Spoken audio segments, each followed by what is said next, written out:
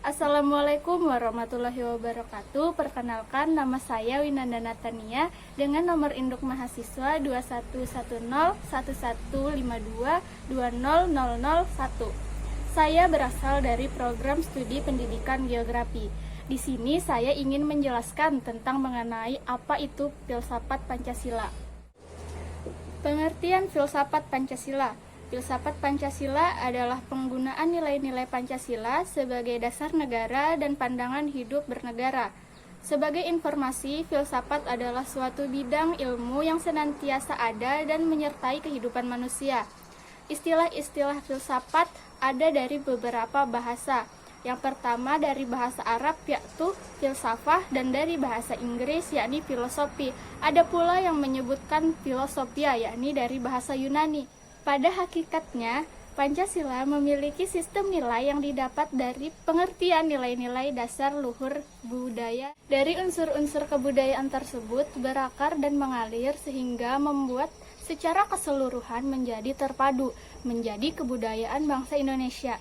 Melalui penjelasan tersebut, bisa disimpulkan Pancasila sebagai suatu produk filsafat yang digunakan sebagai suatu pandangan hidup. Filsafat Pancasila juga memiliki fungsi dan peran sebagai pedoman dan pegangan sikap, tingkah laku, serta perbuatan dalam kehidupan sehari-hari dalam bermasyarakat, berbangsa, dan bernegara untuk bangsa Indonesia. Ada beberapa pengertian filsafat Pancasila menurut beberapa ahli. Yang pertama, menurut Insinyur Soekarno.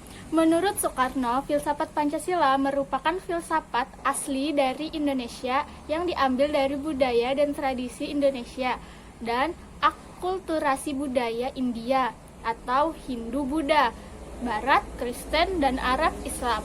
Yang kedua, dari Soeharto. Filsafat Pancasila mulai mengalami perubahan melalui para filsuf yang lahir dari Depdikbud.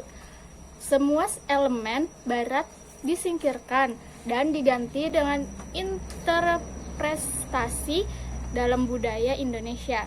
Yang ketiga dari Ruslan Abdul Ghani. Menurut beliau, Pancasila itu adalah filsafat dari negara yang terlahir sebagai ideologi kolektif atau cita-cita bersama seluruh rakyat dan bangsa Indonesia.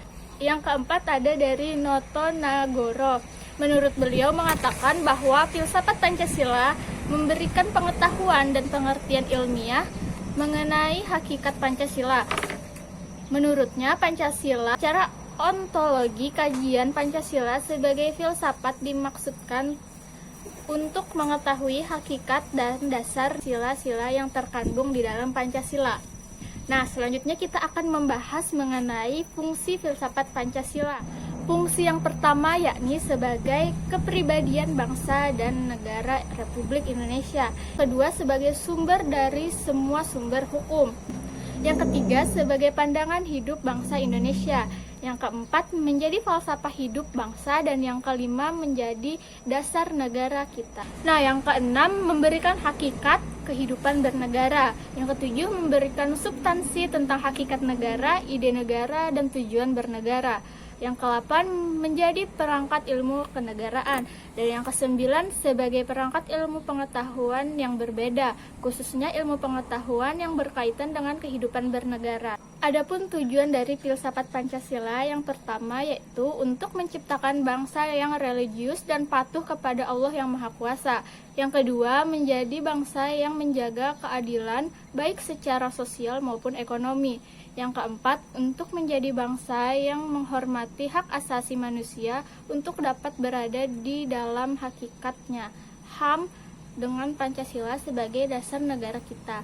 Yang keempat, untuk menciptakan sebuah bangsa yang menjunjung tinggi demokrasi. Yang kelima, yakni menjadi negara nasionalis dan cinta tanah air Indonesia. Nah, itu tadi sedikit mengenai tentang filsafat Pancasila. Saya salah hilap, mohon maaf. Wabillahi taufiq wal hidayah. Wassalamualaikum warahmatullahi wabarakatuh.